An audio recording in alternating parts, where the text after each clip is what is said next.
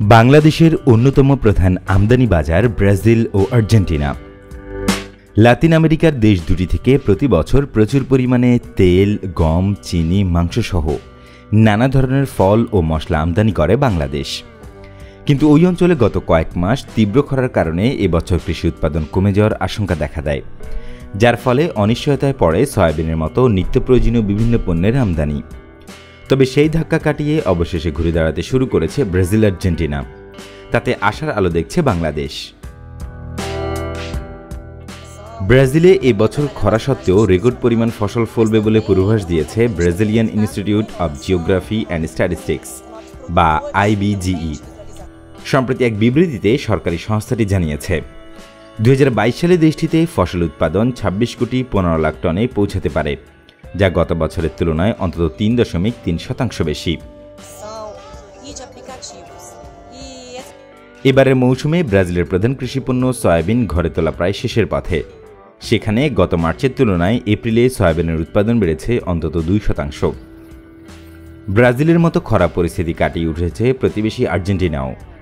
স্থানীয় সংবাদ মাধ্যমের খবরে বলা হয়েছে, দক্ষিণ আমেরিকার দেশটিতে গত কয়েক মাস বিরূপ আবহাওয়া সত্ত্বেও সয়াবিন, সূর্যমুখী, ভুট্টার মতো তেল জাতীয় ফসলের ফলন অনেকটাই সন্তোষজনক।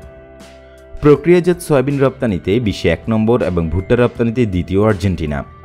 1990-এর দশকে উচ্চ ফলনশীল জাত উদ্ভাবনের পর থেকে দেশটির অন্যতম প্রধান কৃষিপণ্য হয়ে উঠেছে তেলবীজ। গত 4 দশকে তাদের জাতীয় উৎপাদন বেড়েছে প্রায় 14 গুণ। সম্প্রতি বুয়েন্স আয়ার্স টাইমসের এক প্রতিবেদনে বলা হয়েছে, এবছর আর্জেন্টিনায় প্রায় 3,90,00,000 হেক্টর জমিতে চাষাবাদ করা হয়েছে, যার মধ্যে 1,60,00,000 হেক্টরে লাগানো হয়েছে সয়াবিন। বাজে আবহাওয়ার কারণে এবছর দেশটির কৃষি উৎপাদন 12,70,00,000 টন দাঁড়াতে পারে বলে ধারণা করা হচ্ছে, যা গত বছরের চেয়ে 2% কম। আর্জেন্টিনার চাষিরা এরই মধ্যে গম ও সূর্যমুখীর চাষ করেছেন, দুটোরই ফলন হয়েছে রেকর্ড পরিমাণ।